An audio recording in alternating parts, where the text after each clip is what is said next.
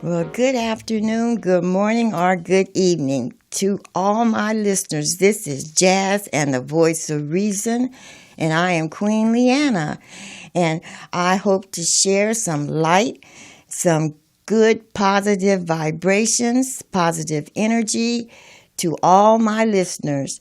I hope everyone is safe and on a wonderful positive course in their life today and hopefully always. I have Selina back with me again to share her knowledge and wisdom with us. Excuse me. Selina, so many people were interested in the conversation that we had that they wanted to hear more from you. They wanted to explore why you are so involved in uplifting us in our path of positivity and to shed your light on the frequencies that we use to elevate us to a higher plane in life. And I just want you to help my listeners understand that. Well, I am so happy to be back here with you, Queen. It was an honor the first time and an honor and pleasure again to be with you. So thank you for inviting me back. Oh, Love you're it. welcome. You're welcome. I wanted us to talk about a few topics, but one of the ones is observation and judgment. You know, we observe a lot all day long. We're taking in what we see, and then we comment to ourselves or to someone else if we like it or we don't like it. If that person is beautiful or that person is not beautiful. If you like that house or you don't like that house. And so on and so on. And I'm just wondering, how do you observe and not judge? Well, that is a very wonderful question and a very big act. So let's define observation and judgment for the purpose of our conversation today. So in my world of understanding, an observation is us noticing what we see, what is actually there. For instance, anyone watching this would say, okay, Selina is sitting in her living room with a purple painting behind her. A judgment is that very same observation with an opinion attached. So that might look like, wow, Selina is sitting in a room with a purple painting behind her, and I'm not so crazy about that painting. Or Selina is sitting in a room with a purple painting behind her, and I love that painting. And while, Queen, there is absolutely nothing wrong about having opinions, we often have our opinions filtered through our pain body, the low frequency energy within us that comes from our history of pain. And we are conditioned from the time we're born, because our societies and cultures love opinions.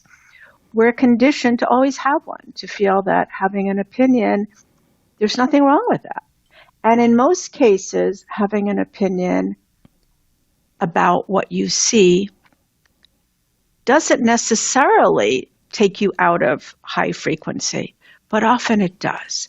So what we do to become conscious people, which is the work of raising your frequency and transforming your life, is we like to go through the world in neutrality, in an energy of not peaks and valleys or opinions about what's right or wrong. So it's a wonderful practice to be able to go through life and just notice what you see without always having to have an opinion. Because when the opinions are filtered through our low frequency of pain, that's when we start to judge. That's when our opinions become harsh judgments. Now, the ego is here just for fight or flight. Literally, all it's meant to do is put you back on the sidewalk when you're about to step off in a busy city and you haven't looked left or right. It's there to keep your hand off the stove or to remind you to pick up a hot pad when you're cooking. But because we are so conditioned to work from our ego almost 24/7, the opinions the ego creates are very often harsh, and they could be harsh about ourselves, harsh about other people, about other cultures, about you name it. That harsh opinion is focused upon it. So what we like to do in the world of spirit, what's really important is to start practicing, and it is a practice, and it does take awareness, which we've discussed before, and consciousness and choice and willingness to begin to witness as you be, to notice as you walk in the world what your state is. And if you're always in judgment and not in observation, then you've landed in the right place today. And this is a practice that's going to be important for you. Yes, it will be important for me because I find myself judging myself all the time, it seems like. And it holds me back because I am so afraid that maybe I might not say the right thing or pronounce a word correctly. So I just shut down. And that's what I'm working for. Although I've been on this planet many, many years, I am still a work in progress. And I'm thankful to God that I'm here on the planet to still learn things. Every day I learn something. But I am working on myself with that. And since I read your book, I am becoming aware that I am judging myself, and I'm judging myself harshly. And I really want to work on that. And I'm sure it's other people out there that feel the same way. So I will be practicing the awareness. First of all, you say be conscious of it. Mm-hmm. Be aware and that is of our it. awareness. Mm-hmm. Yep. Mm-hmm. And what's the second step? Yeah, when we want to make any shifts in our life, we have to be available and willing to watch ourselves as we go through the day. This is what I call witnessing as you be. Witnessing. Okay. Most of us, Queen, just walk through the day and we're not noticing how we are. We're just doing what we do. We're in the doing mode and the reactive mode. But as conscious beings, we want to cultivate the art, and it takes a while, of being in observance, just checking in and noticing, what's my energy now? How am I feeling? And the emotional body is a wonderful way to recognize that, because the emotional body lets us know when we're out of alignment with the energy of love. So just check in a couple of times a day, or here's another great possibility. You were uber aware, Queen. You just shared such gold with us because you were open and vulnerable in sharing that you notice that you're often judgmental of you. So you have that awareness about you. Other people, if that is the aspect that you'd like to shift, whatever area, whether you're judging yourself more or you judge a coworker or a partner or your kids or your parents or your neighbors, when you're with that understanding, that piece of awareness, you can alert yourself before you go into that situation. Okay, I'm about to talk to my neighbor who I'm not totally fond of. Let me be in high frequency energy. I need to talk to my child about their behavior. Let me be in my heart energy and in awareness as I speak. And with you, my dear, and with others who are in judgment of themselves, you wake up in the morning and add to your morning practice. May I be aware of the places where I'm about to go into judgment for myself today.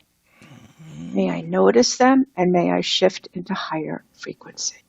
That will set you up at the beginning of your day. My apologies for that. But as you go through the day, you're still going to need to notice. So you might just set alarms on your phone for 2 times during the day.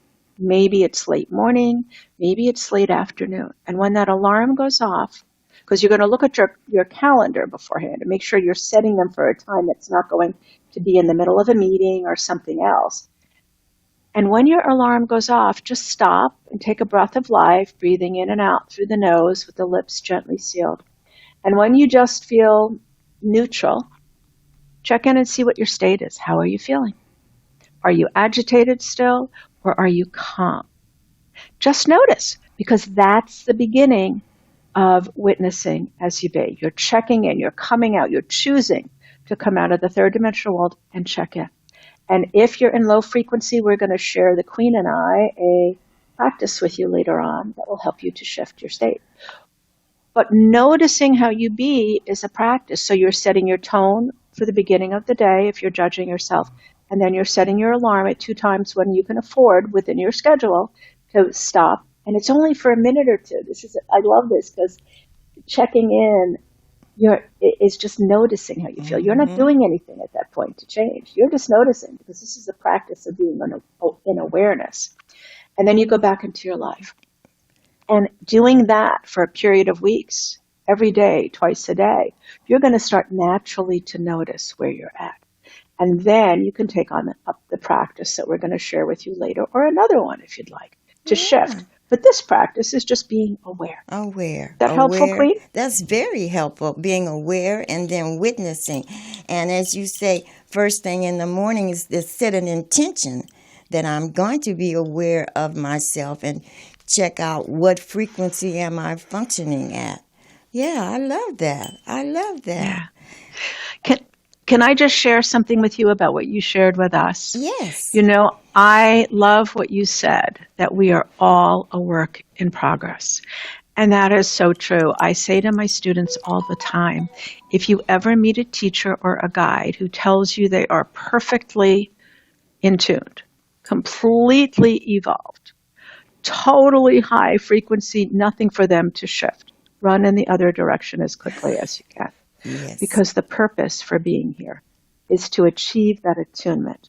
And Spirit has said to me over and over that while you're still on the planet, there will always be aspects of your being to perfect. Right. So I love that you say that. I would share with you that in speaking with people at book signings and on podcasts and the workshops I do, the many students I work with, the people who contact me after they've read the book, almost everyone judges themselves. And it is such a beautiful place to start. It is perhaps the most difficult, but for some people, but it's the most beautiful place to start. I had a mom, and Queen, I gotta tell you, I loved my mom. She was an amazing person. But she was the most judgmental person I had ever met. And my mom provided so much. She had qualities of fairness and equity. She was incredibly involved in the civil rights movement in the 60s. And she put her life on the line several times, as many people did in the movement. But she was just an incredible person. But she just was so judgmental. And the reality was that she was so hard on herself. And that's why she was so judgmental of others. And that's why it's so important when we look at judgment and self-judgment, harsh self-judgment. And harsh self-judgment, may I just share, is different from observation of self. This is such a great example of it. Because when we observe ourselves, we might say, oh, I notice in observing myself, I'm not being kind. That's the statement. The judgment would be, oh, Selina, there you go again. Haven't you learned enough? Why are you still, at the age of almost 70, judging, Judge Judy? That's the judgment. So the difference is the observation is I'm noticing in an open state. Isn't it curious? Yes. I was really being harsh on myself. That's a judgment, a question, but an observation. And so when we're in observation, we're in high frequency. When we're in judgment, we're in low frequency. And it's important that we realize that the energy we hold doesn't stay within us. It goes out. We're energy receivers and projectors. So regardless, even if we don't say a word, the energy we're holding is part of the field of oneness. The energy that is within all of us and that we inhabit. So that wonderful opportunity that you gave us all to look at how we judge ourselves is so important, Queen, because it's from that state of observation we can make a shift. without polluting the field, without polluting our field and without polluting the field of oneness. Yes, yes. Because when COVID first came, before they even had a vaccine, and I would frequent this Winchell's Donut Shop, and I always talked about love and communicating with people and to be happy and uplift other people, keep a smile on your face.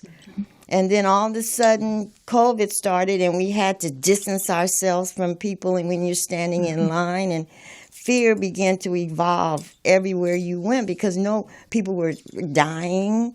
The hospitals were packed. They didn't know if they were going to end up there or not. And so then it became like real solemn when you go into a public place. And it became dark, a feeling of darkness. And I say that to say, I talk about love, but when you talk about love, it's like an oxymoron. It's like you loving, but you're judging. You talk about love, you have to love yourself before you can love other people. But at the same time, within yourself, you're judging yourself. And so I kind of had this cloud within. And that's why I want to work on that so I will be in line with self-acceptance and love. Does that make sense to you, what I'm saying? It certainly does. And remember that all of the difficulties we have are opportunities for us to grow. Mm-hmm. So the difficulty that you just shared of harsh judgment of yourself, there's an opportunity for growth there. Now, we use these moments, should we choose to increase our consciousness, because as we become aware of who we are and what we're saying and the energy we're holding that is influencing what we're saying, then we have an opportunity to shift that frequency. So it's not as if your self-judgment is without purpose. Gotcha. And there's a time where that purpose is helpful, and there's a time when it's not. So if one is moving through the world, always judging themselves and others, and they don't stop to reflect or ask the divine, what am I to learn here? I've noticed I've been very judgmental. What am I to learn here? And then they don't ask, what energy of love do I need to give myself? Because when we are in low frequency, clearly we're not experiencing love. Mm-hmm. So there's an energy of love that we need to fill ourselves with. And when one doesn't go to those steps and you just move through the world judging yourself and judging others, you're just willy-nilly creating a lot of low frequency that you're going to be affected by. And we've spoken of this before, that our next moments are always created from the moment before and the frequency that we've held in the moment before. So if you're always going around the world judging yourself and judging others, you're always in low frequency. Yes. And you're creating your next moment from that, which is not a creative moment. Can't be. Creativity happens from open states, from high frequency. Yes. And you're not serving the world. So we can use those moments of difficulty, that moment specifically of harsh judgment of ourselves and others, and we can use it before we even transform it. And that's what I'd love to share with you. I'd love to read you something from the book, if I might. Yes. That will address that. Is that okay? Yes, that's fine. And the book she's speaking of is Raise Your Frequency, you've got it too. Transform Your Life. Let's toast. We're toasting our books here. Okay. I love that. I love that. Thank you. You're Thank welcome. you very much. All right. This comes from the action. An action in, I don't even remember what chapter this is. Oh, it's chapter 3. Change your frequency, change your life. Okay. Right. And this action is called the 3-step process. But I'm gonna kind of start in a little bit into this practice. So here we go. All right. The act of observation will provide you with many different transformational moments as you become present to what state you're holding in any moment in time. No matter how deep your spiritual path, most of us spend little time watching our behavior. So this might be a new habit that you will need to cultivate. Whatever your pace, be kind and patient with yourself.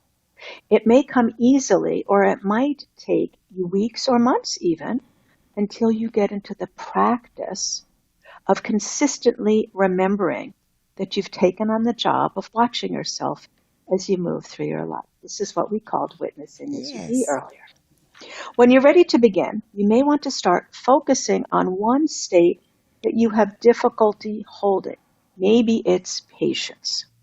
Or you may note a pattern or a predominant low frequency action, such as being judgmental of self, frustrated, rude, kind, angry.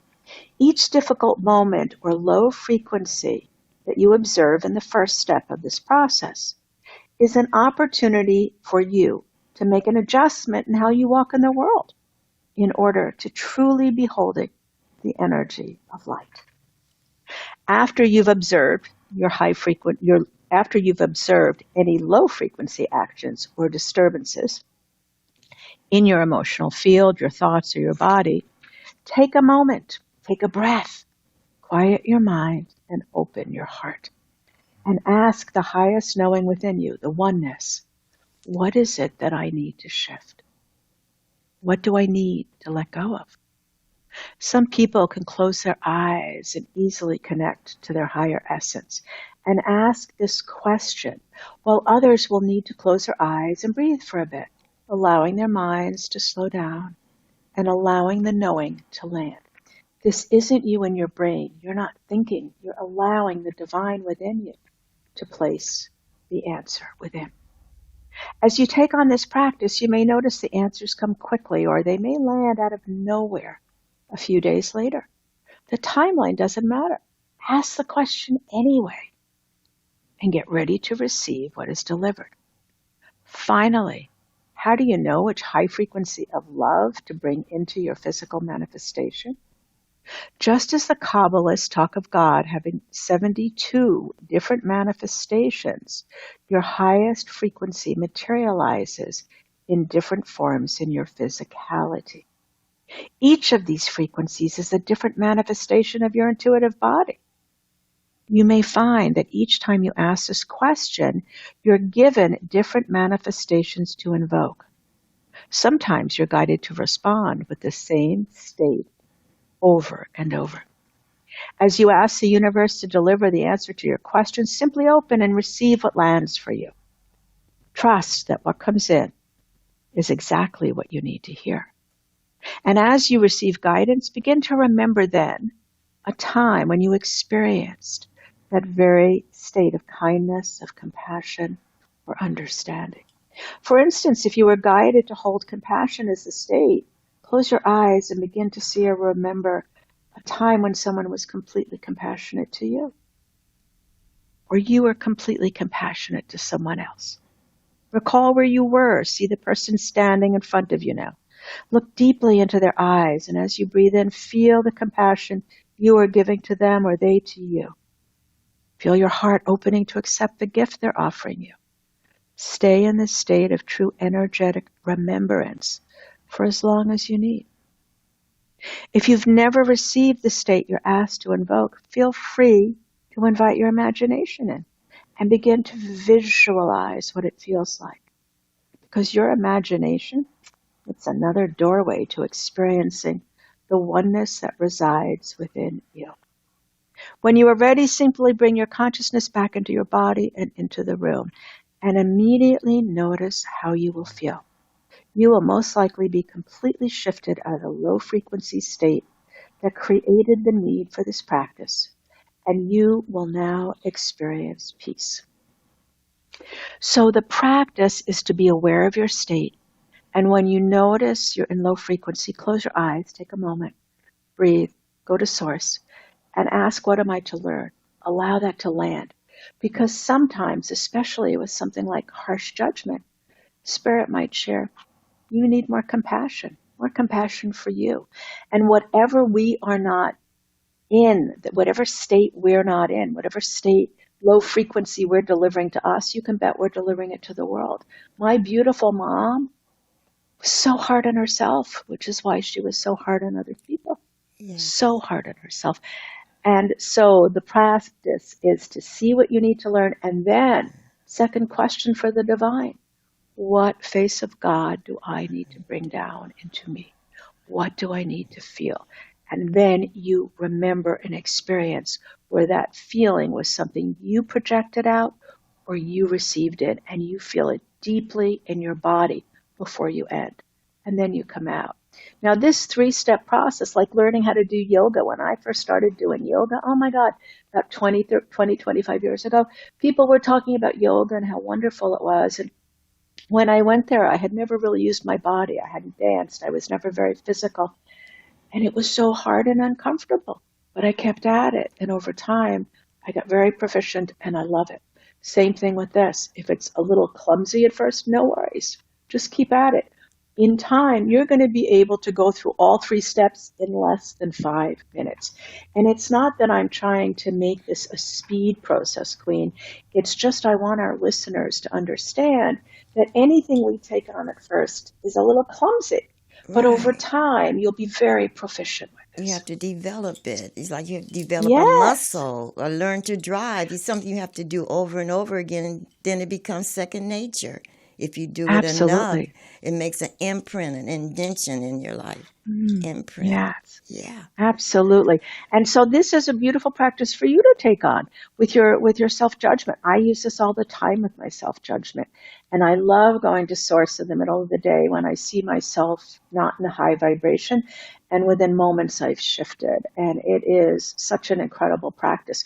We have the responsibility Responsibility. for our own Positive. state, but we're conditioned to believe that circumstances or people or situations are responsible for Right. why we're not From feeling the well. outside, when actually it's from within. Right, you're Within. absolutely correct. It's not external Right. circumstances.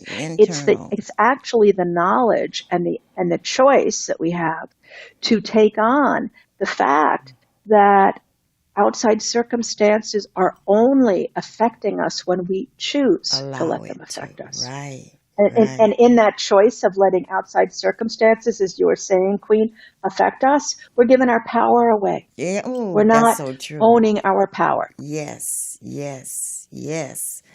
It took me a long time to understand what that meant, giving your power away. I would get agitated. I have a neighbor that has given me a hard time over the years, and one day I'll talk about that with you. I really would like to. But Hmm. my husband, before he passed, he would tell me, "Why are you giving your power away? Why are you letting that woman upset you so?" Why, I would be happy and gay singing, and then she would say negative things or do negative things towards us or to us.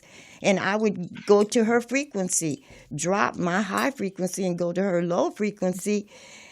My husband said, "No, you're giving your power to her. Don't give your power away."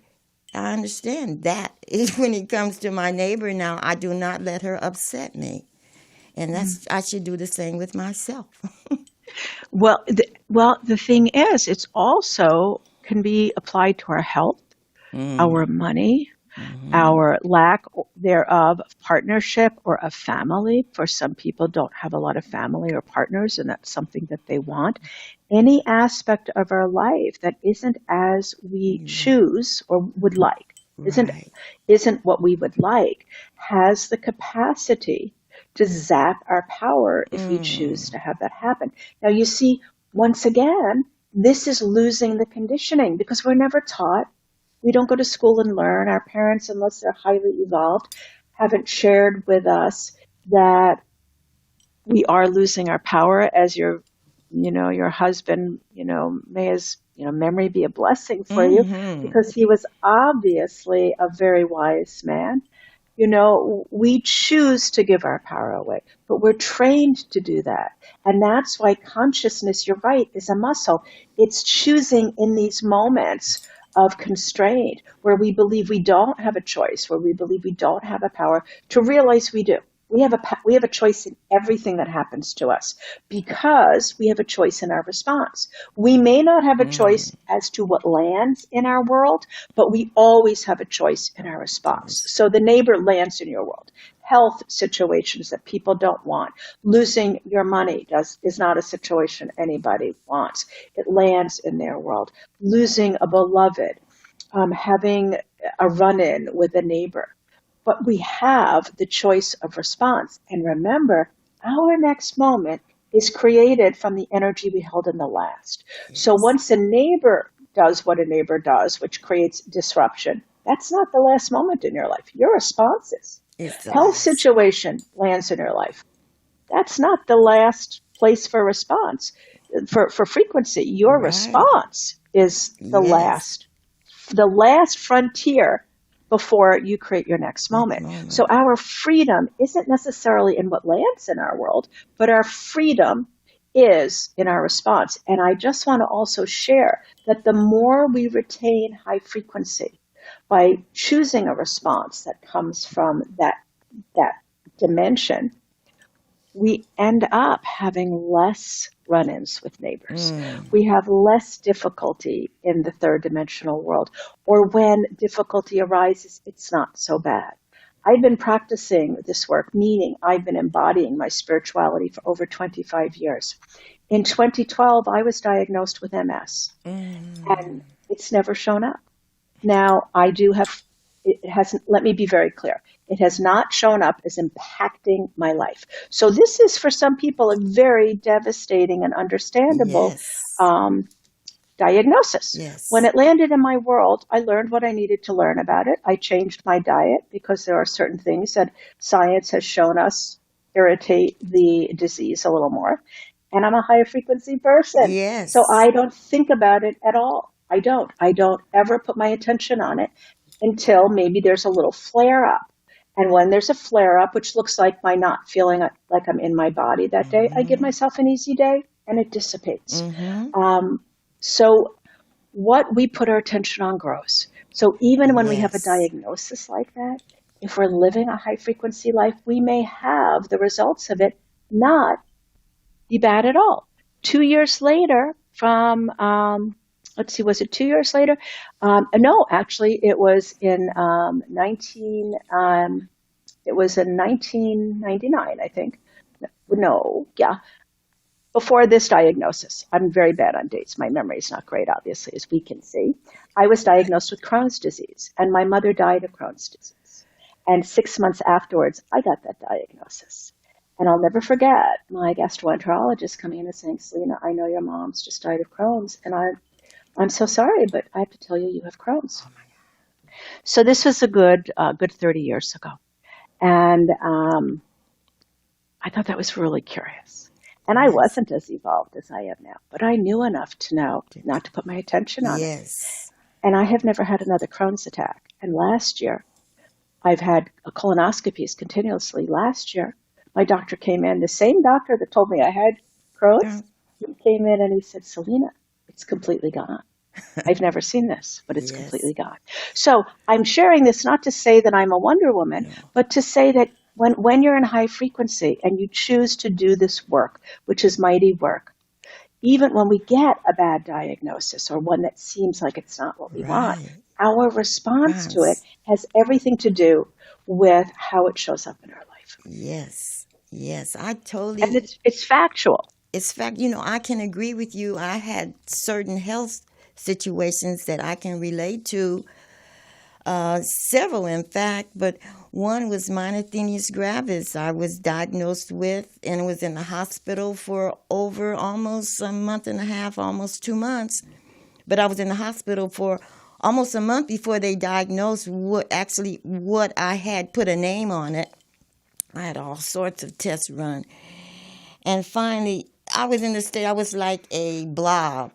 Every muscle in my body had collapsed. I could not raise my hand. I could not talk. I could not swallow. I could not walk. And I just laid in the hospital bed with tubes down my throat and blah, blah, blah. But anyway, when they finally told me what I had, and I went to a nursing home. Anyway, I didn't focus on it. I knew about positive thought. I had read a lot of Ernest Holmes, and I knew about affirmations, and I repeated affirmations from an early age. In my early 20s, I started doing that. And I just made positive statements in my life all day long. All day long, all day long. I would sing, musical notes, put words to sound and make music, sing positive affirmations.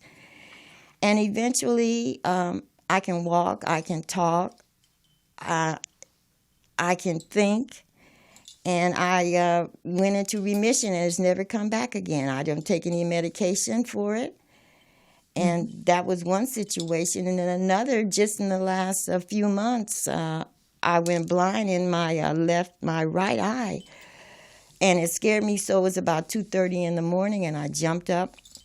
I was covering my eyes to see if I could see again or whatever, and I went in the bathroom, cut the light on and off, and still couldn't see out of the right eye. And then all of a sudden, there was a Lavorus mouthwash bottle on the counter, and it's red, and all of a sudden I could see pink and then lavender, and then all of a sudden I could see again. And I went to the doctors. I went to an eye doctor, and they said it's called amaurosia something, and it's like I had a stroke in the many blood vessels behind my eye. But I'm saying all that to say that I did not give that energy. I did not feed into it. I didn't focus on it. And I'm seeing fine today. And I stay aware that these things can happen, but I don't put energy into them. So I can relate That's to a what beautiful you said. story. Absolutely. And I think it's so important for those listening to understand that Queen and I are not making light of these No, not at circumstances all. that Not happen. at all. And we're not making light of the fear that you might have in the moment. And we don't want, it's an observation, not a judgment here, because the observation is that we have choice. Yes. And when fear comes in, that is an announcement that you have a choice. Yes. So having the fear is not the issue. That, once again, as we said, fear sometimes is an alert that something needs to be examined or discovered so that you can shift energy about what you're fearful about. What we're speaking to here is that once that moment happens, that alerts you, that moment of fear, and you take the steps, going to the doctor, getting information, looking up and seeing what you need to do. Right. And you put in the third dimensional world everything that you can do, that is you're being called to do to take care of the issue. The other piece is the trust and faith and the choice of how you hold yourself in frequency throughout. Yes. And you may notice yourself going to fear over and over again, and that's okay. Keep going It's not back. the fear that's the issue. It's giving you that opportunity to practice. In the book when I was reading, it said perhaps when you're starting to practice the 3-step process that we just shared with you to transform your energy, if you're not working with how you are in the moment, because you've noticed enough to know that there's something you're consistently doing that you want to shift, like our harsh self-judgment or patience, what happens is the universe will give you so much opportunity to practice. So sometimes people need an opportunity to practice shifting their frequency, and they're given an illness so they can practice over and over shifting their frequency. Yes. Sometimes when they're impatient and they work with impatience, like that, when I started working with impatience in my life about 15 years ago, I noticed, oh my gosh, I was driving back then, and I was a mom of 2 busy boys. I was a single parent. My life was crazy busy. I'd be running into the store because I cooked dinner every night, and sometimes I forgot an ingredient, and I'd put the pots to the side, and I'd run to the local store, and I'd get what I needed. And I only had a couple of minutes because I needed to get back. And I'd run into the store, get what I needed, get on the 8 items or less line, and there'd be somebody invariably in front of me with a basket full of goodies, and it's like one, and I'd be there like feeling myself starting to fume. So when I worked with patients, the universe gave me many, many opportunities to practice. So that's what we look for. When we have asked to change a state, fear or self-recrimination or patience with having more patience or more compassion, watch for the universe to place opportunities in front of you. It's not a test. I don't care what people say. The universe never tests us.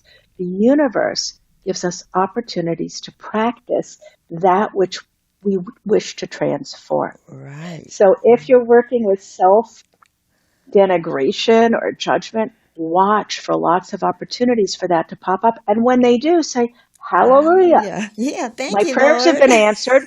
Let Yes. me go through the process. Go to work. Go to work. Go to Yes, work. I love yes. the work. Love it. And over time, you're going to find your patience shifts and you won't need those opportunities anymore and they disappear. Yes, I totally agree, Selena. I totally agree. Yes. Selena, I would like to hear your definition on three different terms. Okay. One is source, one is spirit, and the other is divine intelligence or divine energy or the divine guidance. Now, let me hear what you say. The source. For me, source, frequency, the intuitive body, the highest knowing are all the same. It is the God Mm-hmm. energy. They are Yes. just different Terminologies. words, different Yes. terms, for that high frequency energy that we all share. And it is the only experience Source tells me that we all share. We have different bodies. We have different pain that comes through our pain body because we have different experiences. And we experience things differently from one another. We have different emotional bodies. We have different personalities. We have different histories in this world. But the one common denominator we all have is the energy of love, the high Yes. frequency, all of the words you just said. And the last phrase was divine.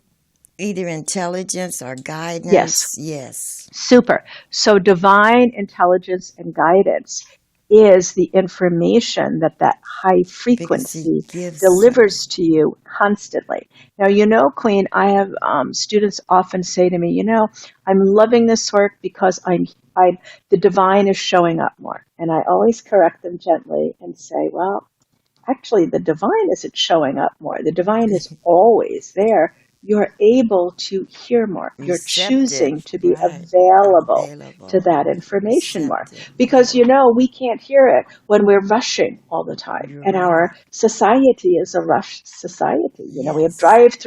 drive-through windows where we're on our phone and giving our order and trying to drive at the same Same time. And then as time. drive out of that, drive-through area, you're adding another activity of eating that hamburger or whatever you And picked then up at the maybe talking drive-through on the window. phone at the same time. Exactly. Yes. And, Yes. and so we live in a society where we're bombarded. There's picture upon picture of TV. Mm-hmm. So Mm-hmm. we're bombarded with so much to do. And when there's so much to do, we can't hear the divine. When you No. don't choose to go to quiet, to take time Time. and just block everything out. And I'm not just speaking of meditation. I'm speaking of just going to breath of life, which is also spoken of in the book. And we've spoken of here before, of closing your eyes and just breathing in and out through your nose with your lips gently Right. sealed, even for 5 minutes. That's Minutes. not meditation. That's just breath. Breath. And it's presence. And when you're not moving in presence, you can't hear the divine. But the No. divine, whatever we want to call it, is always available to us. Always It's choice, available. once again, to connect. Right. Yes. Yes. You know, the podcast, my brother watched it. My brother's a very meditator. He's been in transcendental meditation for many, many, many years. And he just loved our interview. He loved your knowledge. And he Thank uses you. the term spirit now. And I just love that. I'm going to talk with you about I have one son, and he is in a boarding care. And I thank God that he's alive because he has had a very rough life. His father had nervous breakdowns and had shock treatments on 3 different occasions, and that is why I wasn't able to raise my son. He kidnapped him from me, And in order for my son not to suffer, I let his side of the family raise him, but he did without so much watching his father being in the mental state that he was in.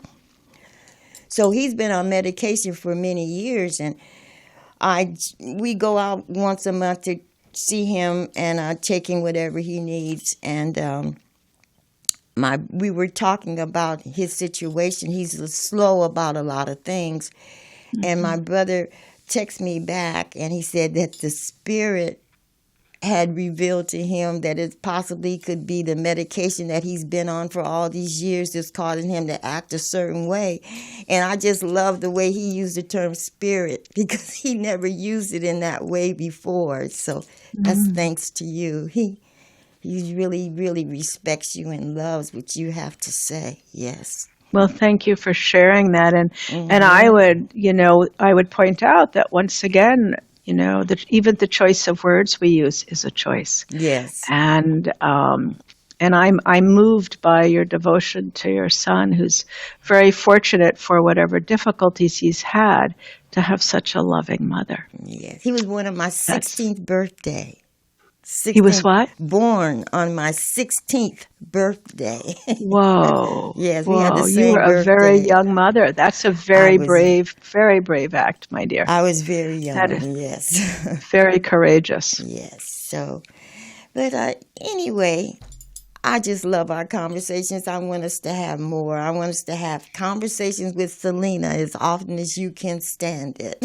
Oh my gosh, are you kidding me? Anytime. And I'm coming your way in March. And I'm so excited. Yes, I'm I'm going to be at you. the Universal Spirit Center the second week of March for 5 events. Let's see, four events during the week. There will be I'll give you all the information later, but there'll be a teaching, a shared teaching on Sunday during the service, and there will be a live podcast interview on Wednesday, and then there will be a book event and a celebration of consciousness. Oh, that's wonderful. And that will be on Friday. So that's the week of, that is the week, I believe, of March. I think is it March 17th? No, it is the week of March 10th. March 10th. Yes, so the 9th through the 15th will be the events. Well, I'm going to see anybody you. Who wants, okay. Anyone that wants to show up, please.